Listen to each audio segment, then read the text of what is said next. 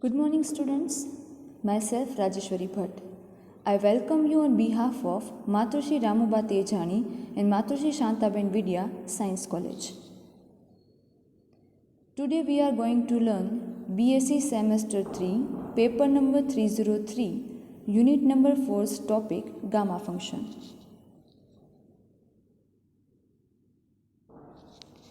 In the definition of gamma function, there is a word improper integral.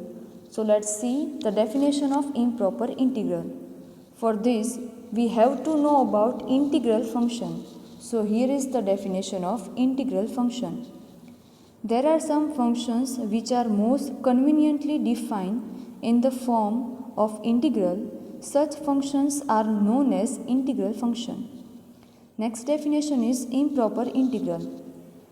An integral in which either the interval of integration is infinite or the value of the function f of x which is being integrated becomes infinite at some point in the interval of integration. So we can use this improper integral as infinite term. Next definition is gamma function. This definition is very important.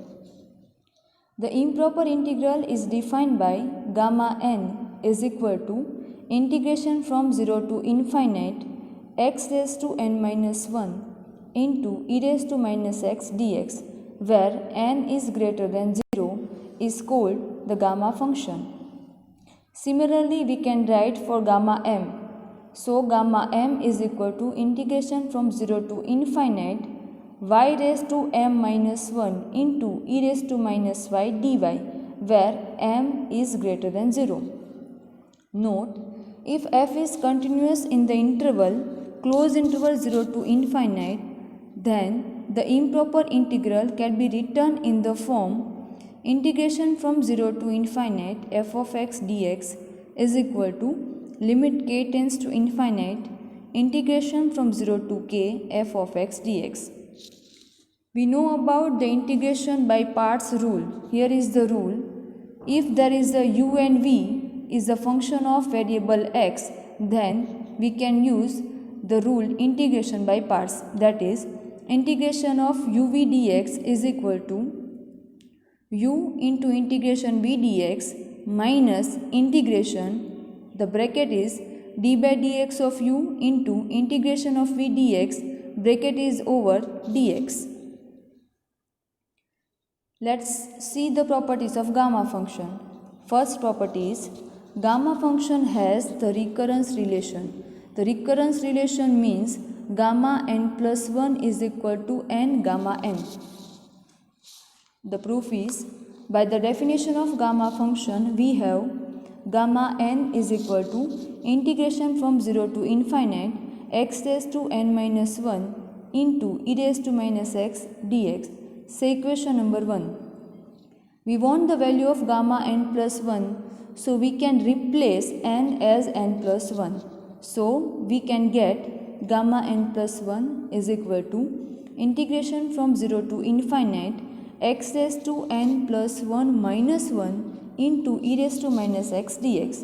Here plus 1 and minus 1 is cancelled, so we get integration from 0 to infinite x raised to n into e raised to minus x dx.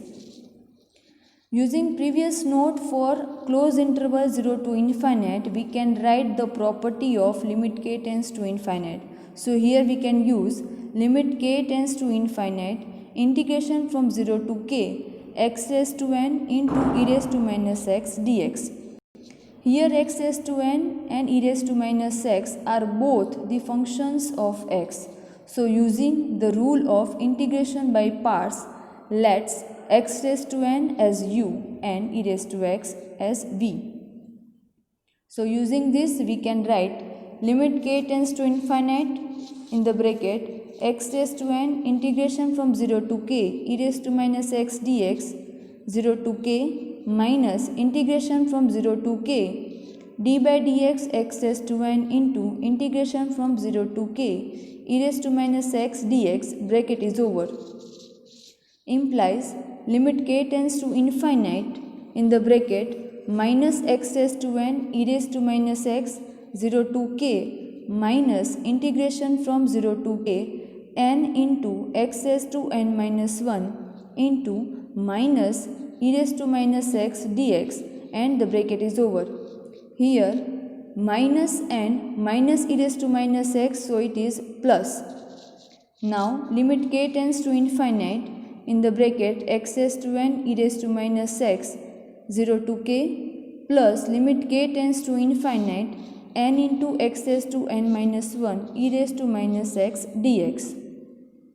Here we have e raised to minus k, but k tends to infinite, so e raised to minus infinite is equal to 0. Hence the term limit k tends to infinite x raised to minus n e raised to minus x 0 to k is equal to 0.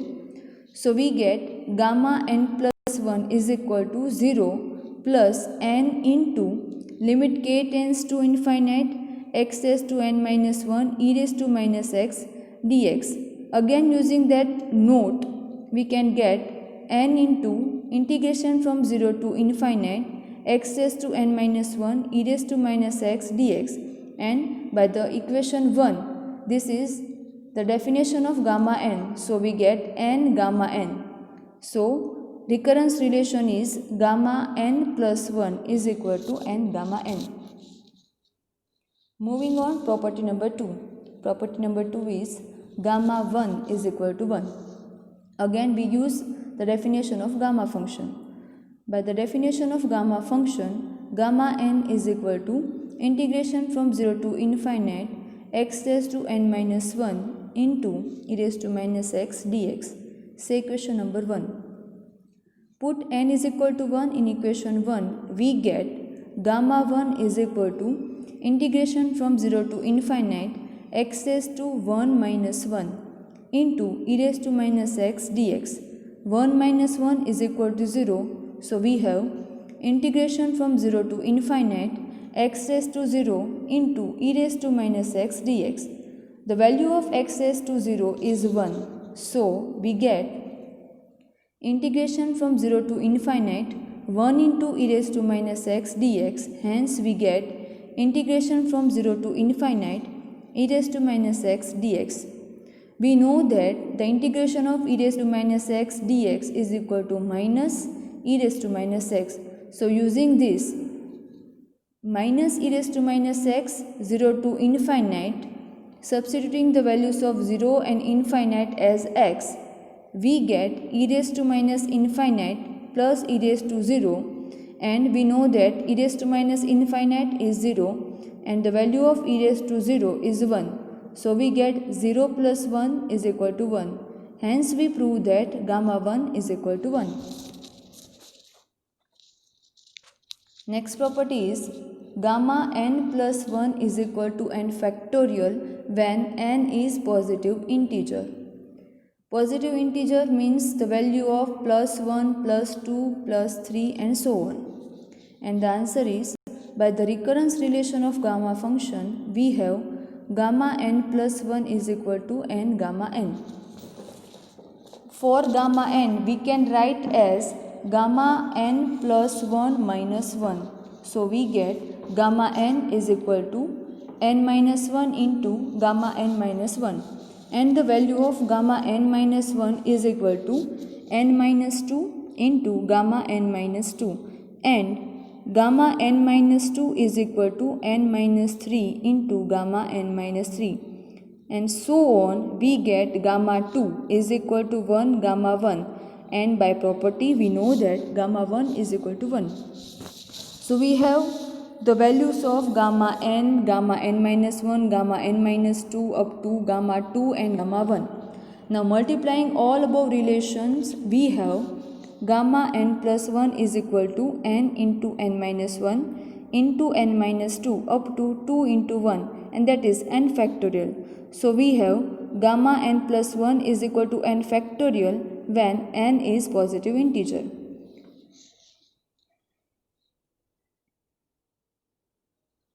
Note, if we rewrite recurrence relation, we have gamma n is equal to gamma n plus 1 upon n from the recurrence relation gamma n plus 1 is equal to n gamma n.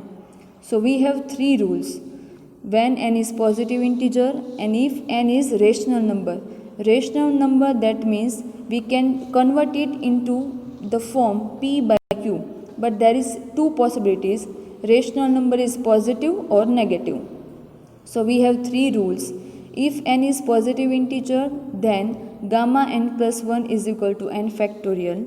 And if n is positive rational number, then gamma n is equal to n minus 1 into gamma n minus 1. If n is a negative rational number, then gamma n is equal to gamma n plus 1 upon n. Example is find the value of gamma 6. 6 is a positive integer. So we can rule the formula gamma n plus 1 is equal to n factorial. Here 6 we can write as 5 plus 1. So for gamma 6 it is gamma 5 plus 1, and by formula we can write it 5 factorial. 5 factorial, it means 5 plus 5 into 4 into 3 into 2 up to 1. So we get the value 120.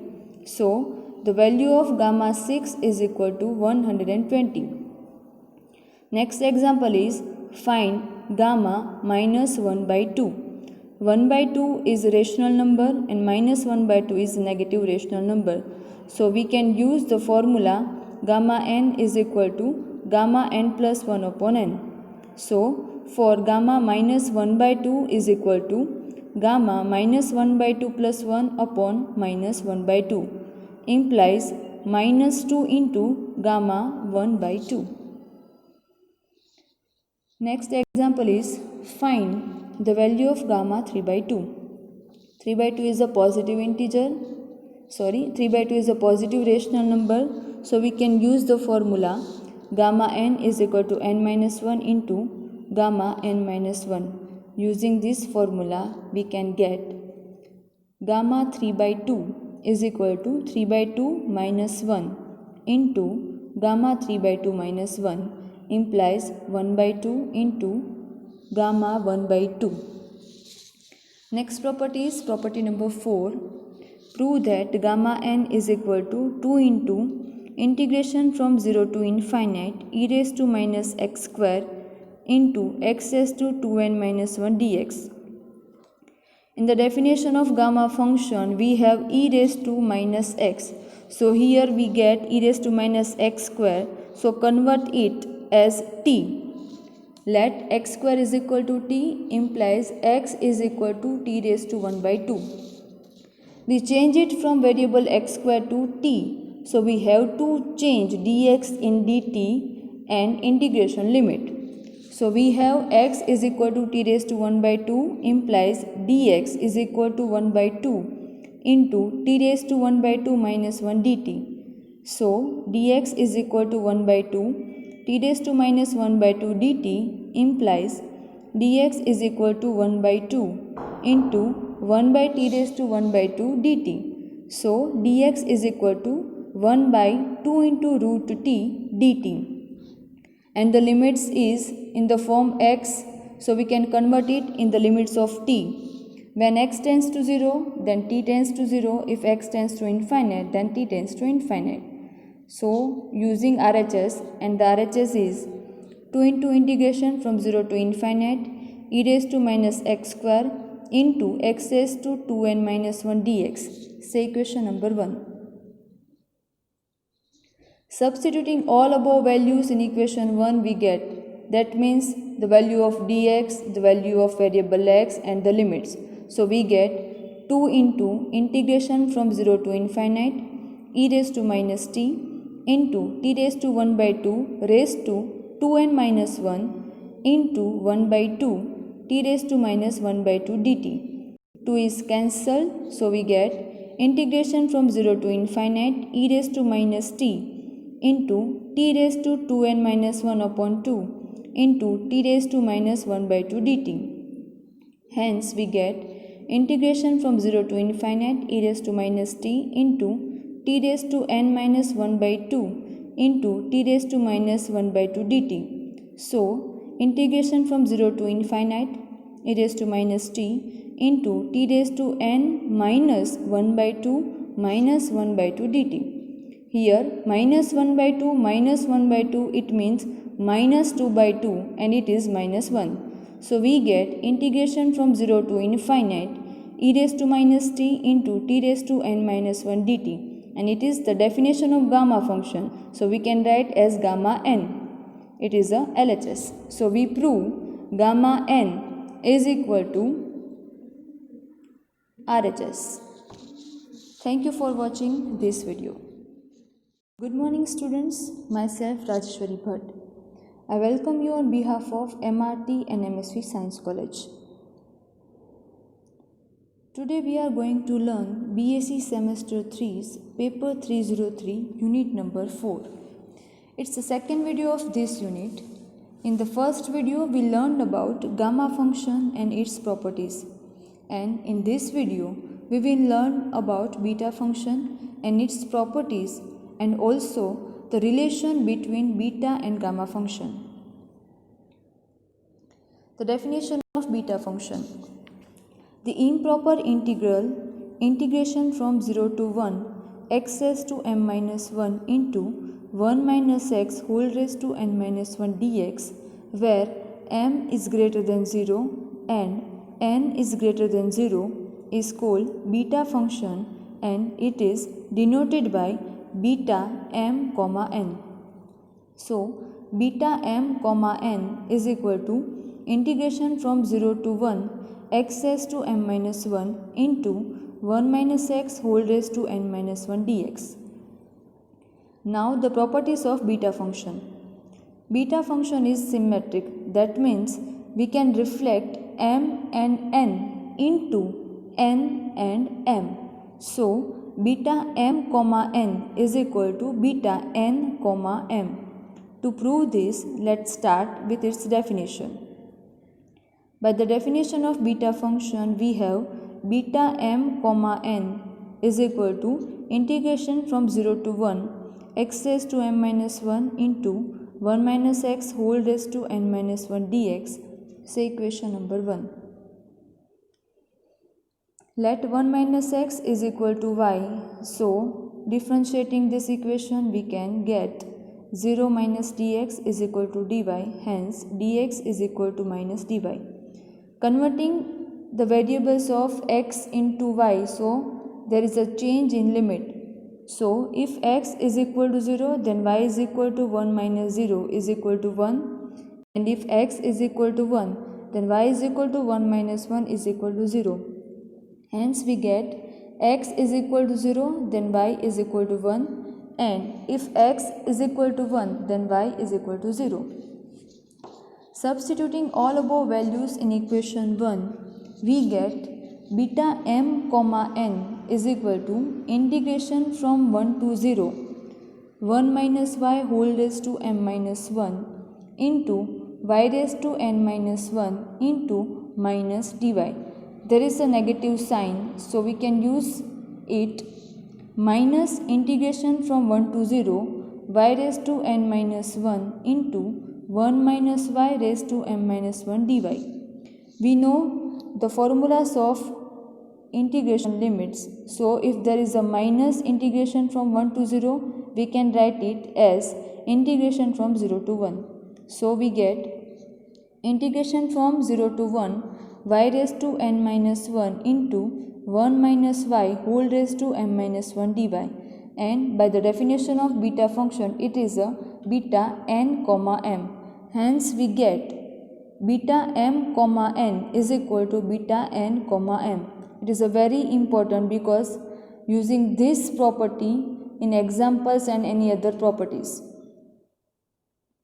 The next property is beta m comma n is equal to integration from 0 to infinite x raised to m minus 1 upon 1 plus x whole raised to m plus n dx. And the answer is, by definition of beta function, we have beta m comma n is equal to integration from 0 to 1 x raised to m minus 1 into 1 minus x whole raised to m minus 1 dx. Say equation 1. Let x is equal to 1 by 1 plus y. We know that d by dx of 1 by x is equal to minus 1 by x square, and here we have 1 plus y. So we get dx is equal to minus 1 by 1 plus y whole raised to 2 dy.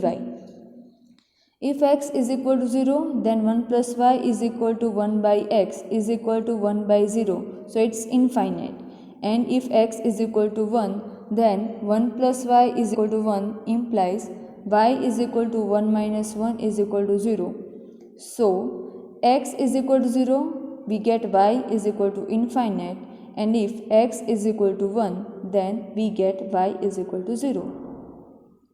Substituting all above values in equation 1, we get integration from infinite to 0, 1 by 1 plus y whole raised to m minus 1 into 1 minus 1 by 1 plus y whole raised to n minus 1 into minus 1 by 1 plus y square dy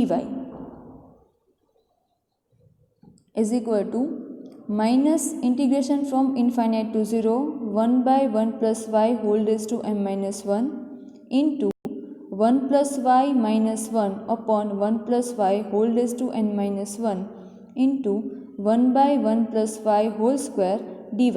Here plus 1 and minus 1, so it's cancelled, and hence we get integration from 0 to infinite 1 upon 1 plus y raised to m minus 1 into y upon 1 plus y whole raised to n minus 1 into 1 by 1 plus y whole square dy is equal to integration from 0 to infinite 1 by 1 plus y whole raised to m minus 1 into y raised to n minus 1 upon 1 plus y whole raised to n minus 1 into 1 by 1 plus y whole square dy.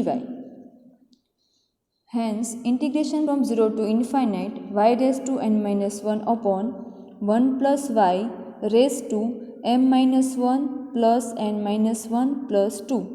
Minus 1 and minus 1 implies minus 2. Here minus 2 plus 2 is cancelled, so we get integration from 0 to infinite y raised to n minus 1 upon 1 plus y whole raised to m plus n dy.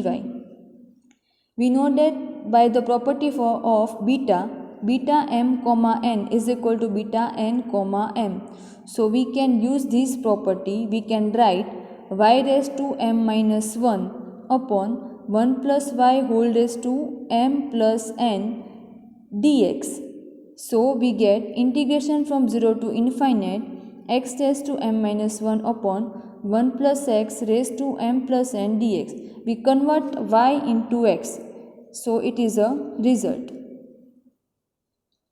Next property is beta m comma n is equal to 2 into integration from 0 to pi by 2 sin theta raised to 2m minus 1 into cos theta raised to 2n minus 1 d theta. Answer is, by the definition of beta function, we have beta m comma n is equal to integration from 0 to 1 x raised to m minus 1 into 1 minus x whole raised to n minus 1 dx. Say equation number 1. Let x is equal to sin square theta, therefore dx is equal to 2 sin theta into cos theta d theta. If x is equal to 0, then sin square theta is equal to 0, and the value of sin theta, that is sin 0, is equal to 0. So theta is equal to 0. And if x is equal to 1, then 1 is equal to sin square theta, and sin pi by 2 is equal to 1. So we get theta is equal to pi by 2.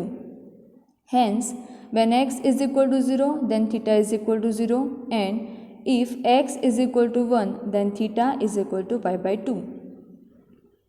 Substituting all above values in equation 1, we get beta m comma n is equal to integration from 0 to pi by 2 sin 2 into m minus 1 theta into 1 minus sin square theta whole raised to n minus 1 into 2 sin theta cos theta d theta. Therefore, beta m comma n is equal to integration from 0 to pi by 2 sin 2m minus 2 theta into cos square theta raised to n minus 1 into 2 sin theta cos theta d theta implies 2 into integration from 0 to pi by 2 sin 2m minus 2 theta into cos 2n minus 2 theta into sin theta cos theta d theta. So, 2 into integration from 0 to pi by 2 sin raised to 2m minus 2 plus 1 into cos theta 2n minus 2 plus 1 d theta. Hence, we get beta mn is equal to 2 into integration from 0 to pi by 2 sin theta raised to 2m minus 1 into cos theta raised to 2n minus 1 d theta. Now, the most IMP question is, there is a relation between beta function and gamma function. So, here is the relation. Beta m comma n is equal to gamma m into gamma n upon gamma m plus n. And the answer is, by the properties of gamma function, we know that gamma m is equal to 2 into integration from 0 to infinite e raised to minus x square x raised to 2m minus 1 dx, say equation 1, and gamma n is equal to 2 into integration from 0 to infinite e raised to minus y square y raised to 2n minus 1 dy, say equation number 2. So, gamma m plus n is equal to 2 into integration from 0 to infinite e raised to minus r square r raised to 2m plus 2n minus 2. It's a 2m minus 1 plus 2n minus 1. So, we get 2m plus 2n minus 2 into dr, say equation number 3. Now, multiplying equation 1 and equation 2, we get gamma m into gamma n is equal to 2 into integration from 0 to infinite e raised to minus y square into y raised to 2n minus 1 dy into 2 into integration 0 to infinite e raised to minus x square into x raised to 2m minus 1 dx. Therefore, gamma m into gamma n is equal to 2 into 2, that is 4. 4 into integration from 0 to infinite, again integration from 0 to infinite e raised to minus into bracket x square plus y square, bracket is over, into x raised to 2m minus 1 into y raised to 2n minus 1 dx dy. Now, using polar coordinates, that is x is equal to r cos theta and y is equal to r sin theta, therefore x square plus y square is equal to r square plus cos square theta plus r square sin square theta is equal to, r square is common, so we have r square into bracket sin square theta plus cos square theta. And we know that the value of sin square theta plus cos square theta is equal to 1. So, r square into 1 is equal to r square. Therefore, we get x square plus y square is equal to r square. The value of r is always between 0 to infinite and the value of theta is between 0 to pi by 2. So, we have 0 less than or equal to r less than or equal to infinite and 0 less than or equal to theta less than or equal to pi by 2. That means r belongs to closed interval 0 to infinite and theta belongs to closed interval 0 to pi by 2. Now, gamma m into gamma n is equal to 4 into integration from 0 to infinite into integration from 0 to pi by 2 e raised to minus r square into r cos theta whole raised to 2m minus 1 into r sin theta whole raised to 2n minus 1 dr d theta. We converting x and y variables into r and theta. So, we get 4 into integration from 0 to infinite into integration from 0 to pi by 2 into e raised to minus r square into r raised to 2m minus 1 into cos theta raised to 2m minus 1 into r raised to 2n minus 1 into sin theta raised to 2n minus 1 into dr d theta. So, 4 into integration from 0 to infinite into integration from 0 to pi by 2 into e raised to minus r square and r raised to 2m minus 1 plus 2n minus 1 into sin theta raised to 2n minus 1 into cos theta raised to 2m minus 1 dr d theta. Therefore, gamma m into gamma n is equal to, we separate the variable r and the variable theta. So, 2 into integration from 0 to infinite e raised to minus r square r raised to 2m plus 2n minus 2 dr into integration from 0 to pi by 2 sin theta raised to 2n minus 1 into cos theta raised to 2m minus 1 d theta. We know that by equation number 3, the value of integration from 0 to infinite e raised to minus r square r raised to 2m plus 2n minus 2 dr is gamma m plus n. So using equation number 3, we get gamma m into gamma n is equal to gamma m plus n into integration from 0 to pi by 2 sin raised to 2n minus 1 theta into cos raised to 2m minus 1 theta d theta. And we know that the property beta m comma n is equal to 2 into integration from 0 to pi by 2 sin theta raised to 2m minus 1 into cos theta raised to 2n minus 1 d theta. So we get gamma m into gamma n is equal to gamma m plus n into beta n comma m. So equation number 4. But beta is symmetric, so we can write beta m comma n as beta n comma m. So from this equation we get the value of equation 4 is gamma m into gamma n is equal to gamma m plus n into beta m comma n. Hence beta m comma n is equal to gamma m into gamma n upon gamma m plus n, and this is the relation between beta and gamma function.